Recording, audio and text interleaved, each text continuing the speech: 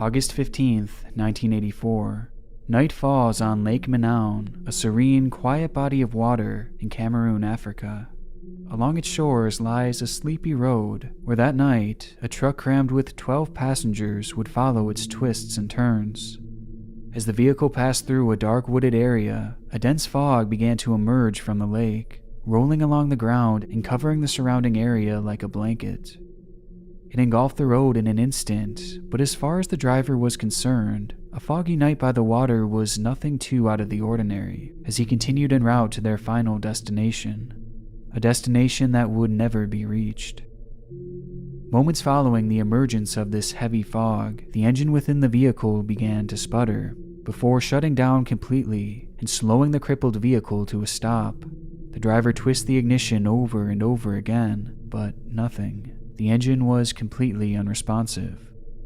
Sitting on the roof of the parked truck were 2 of the 12 passengers, who watched as one by one those inside of the vehicle crawled out to investigate the breakdown. They watched as the group of 10 walked towards the truck's hood, and they watched as one by one they began to collapse, falling to the ground without a single word. In just a moment's time, the entire group of 10 had perished. As the passengers on the roof looked on in horror, they began to witness the cattle and other livestock shriek in agony before falling to the ground as well. Even the bugs dropped from the sky, as on a night where you would typically hear the sound of a million insects, it instead grew deathly silent. That day, 37 people in total would lose their lives, with hundreds of livestock suffering the same mysterious fate. It was a disaster that happened in an instant, but to most of the outside world, it didn't happen at all. Left baffled, Cameroon authorities had no explanation to this sudden loss of life, leading to the event almost immediately being covered up and blacked out from the rest of the world. And honestly, it may have remained that way forever, had it not been for another event that transpired in an identical manner, with this incident proving to be one of the most shocking in human history.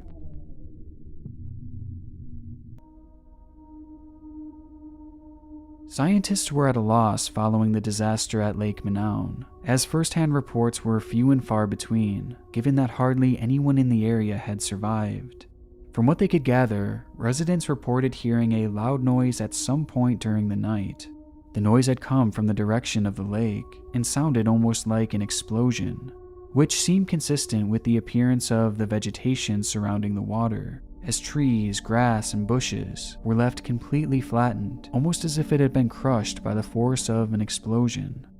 Following the strange noises, fog began to quickly cover the entire area, which was of particular interest, as survivors reported that it appeared different than your typical mist. It had a heavy stench, and even slightly burned the skin of those who stood in its way. And as soon as the fog rolled in, both humans and animals alike began collapsing and eventually passing away, with the official cause of death for all of the victims being asphyxiation. The fog also seemed to move in an unnatural way as it rolled along the ground, never straying more than a few feet above the surface, meaning that when the 2 passengers were seated on top of the truck, they never actually came into physical contact with the mist because it never rose that high. And given that they had survived unscathed, well, it seemed apparent that the mist itself was likely what had caused the deaths. But determining how or why a mist could have killed everything in the surrounding area, well, that was another question entirely. Looking at all the evidence, it was initially theorized that this event was spurred on by volcanic activity, as there was an active volcano field beneath the lake itself, which upon eruption may have released a cloud of toxic fumes into the air. Though upon further testing, it was determined that the volcano was inactive at the time, and no evidence of an eruption was present. This left researchers at a complete loss. If this was not some kind of natural occurrence, then it seemed highly likely that it was instead man-made, and potentially a case of terrorism. As given the sound of an explosion and toxins in the air, it was possible that a chemical weapon was used on the region. But this theory was a hard sell too, as the region was so remote and obscure that one would wonder why anyone would target it, let alone target it with chemical weapons.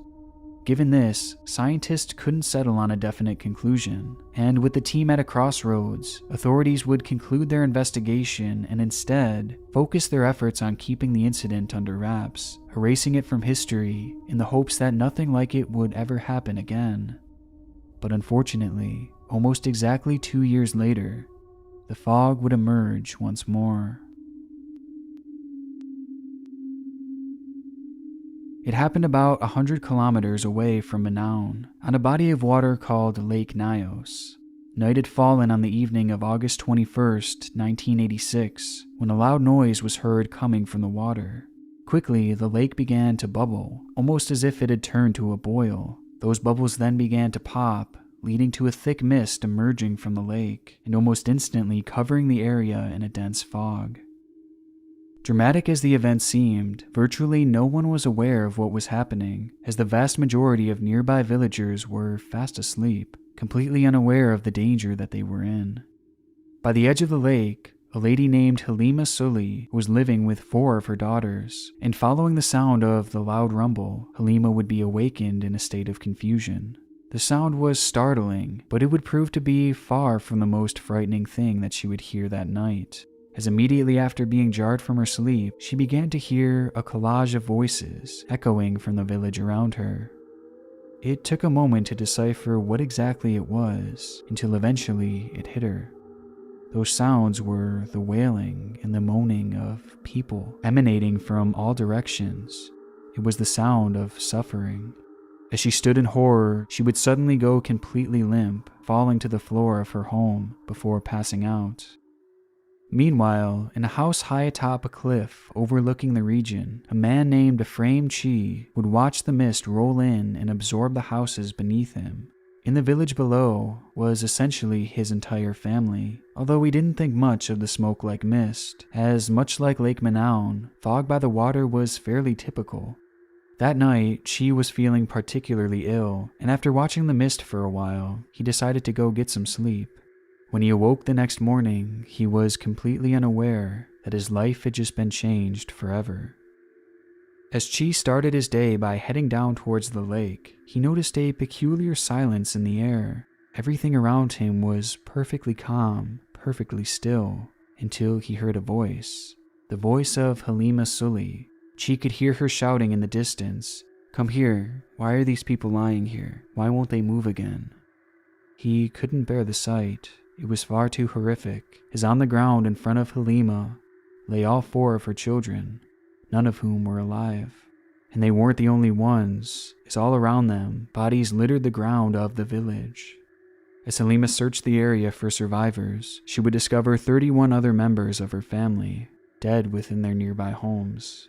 In the fields around them also lay the family's cattle, of which they had worked years to obtain. Yet in a matter of one night, all 400 of them had passed as well.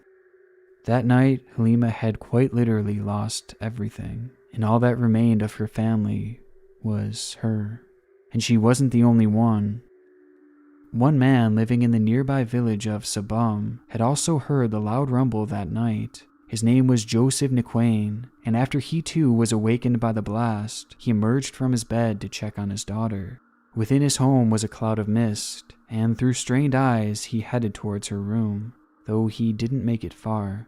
He described his account by saying, "I could not speak, I became unconscious. I could not open my mouth because then I smelled something terrible. I heard my daughter snoring in a terrible way, very abnormal. When crossing to my daughter's bed, I collapsed and fell. I was there till 9 o'clock in the morning. I was surprised to see that my trousers were red and had stains like honey. I opened the door. I wanted to speak. My breath would not come out.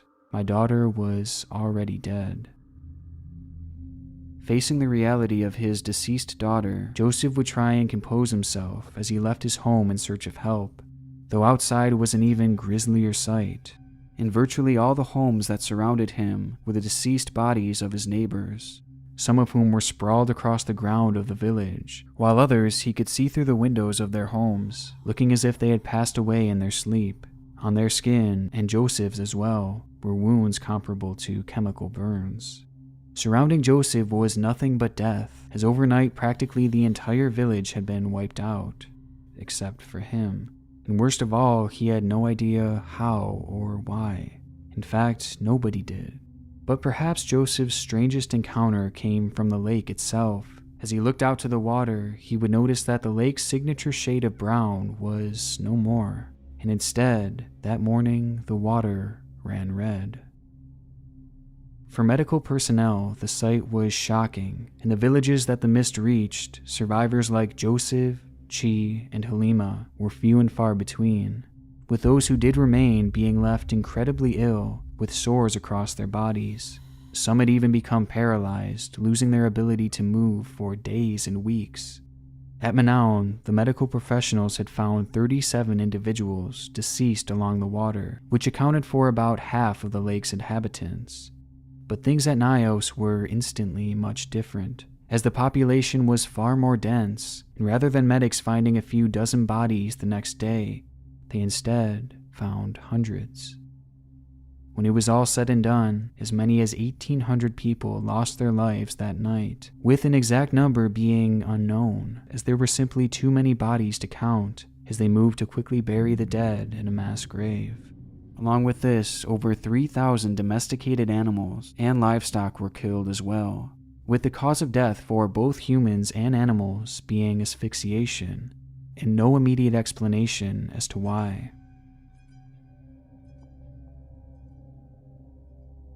In the days following the sudden, unexplained disaster, surviving villagers began speculating that what had happened was some type of punishment passed down from an unruly spirit, referring to the fog as some type of supernatural killer mist.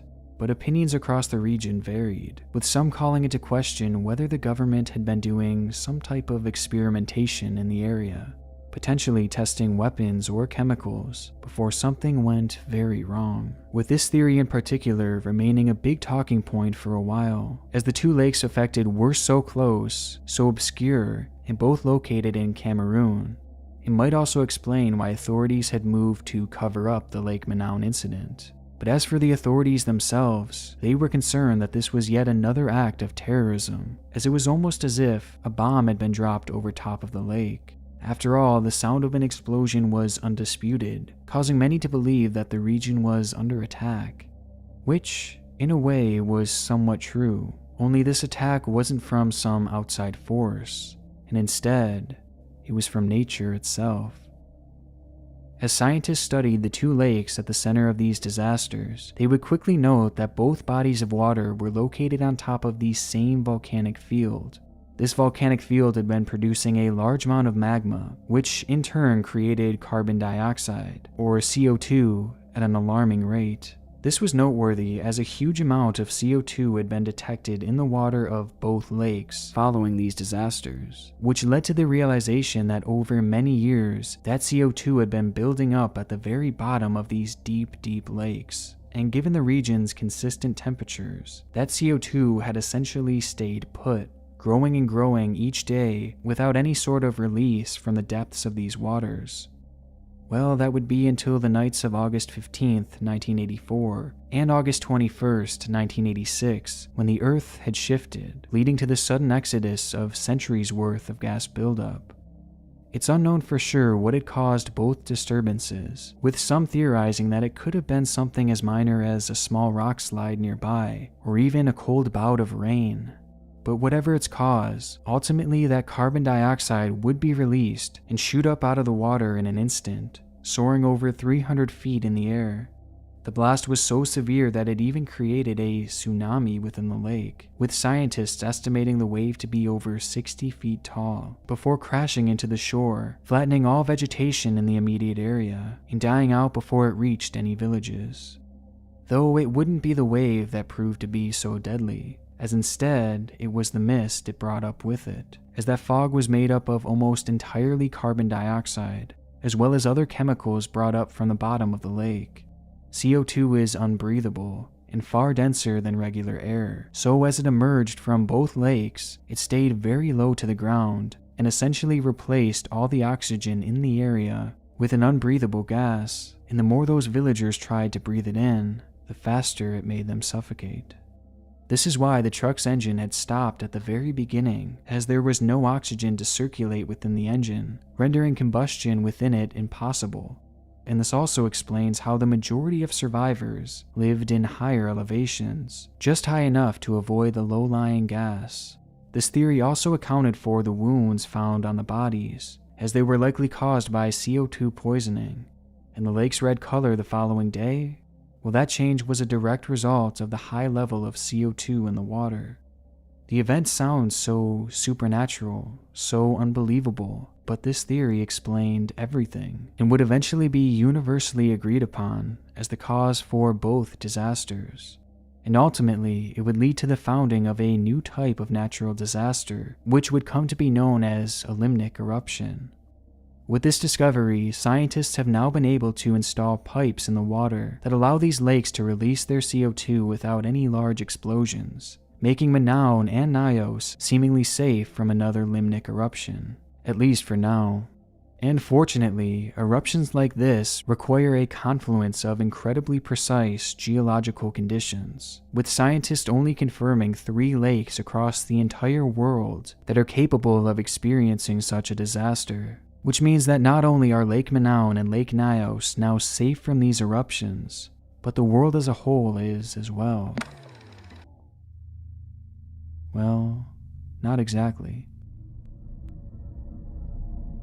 The problem arises with that third lake, Lake Kivu, a location where, unlike Nyos and Manaus, there is yet to be any real progress in degassing it. They've added pipes like the others, but they haven't been nearly as effective. For one simple reason: size.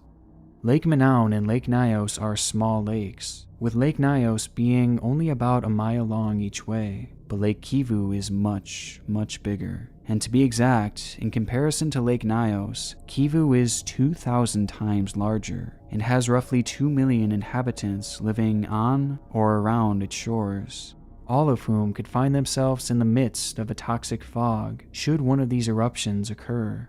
And as of now, it seems like only a matter of time. Scientists have discovered that limnic eruptions have been happening at Lake Kivu for a long time, and they seem to happen roughly once every 1,000 years, meaning that it could happen at any moment, especially considering that the last confirmed large-scale eruption seems to have been roughly 5,000 years ago, meaning that the people living around Lake Kivu may be living on borrowed time, with experts predicting that the event could be even worse than you'd expect, because deep within the lake lies a high level of methane, which, given its flammability, wouldn't just lead to a toxic fog covering the area, but it would lead to fire covering it as well, giving it the possibility of setting miles and miles of land on fire in an instant.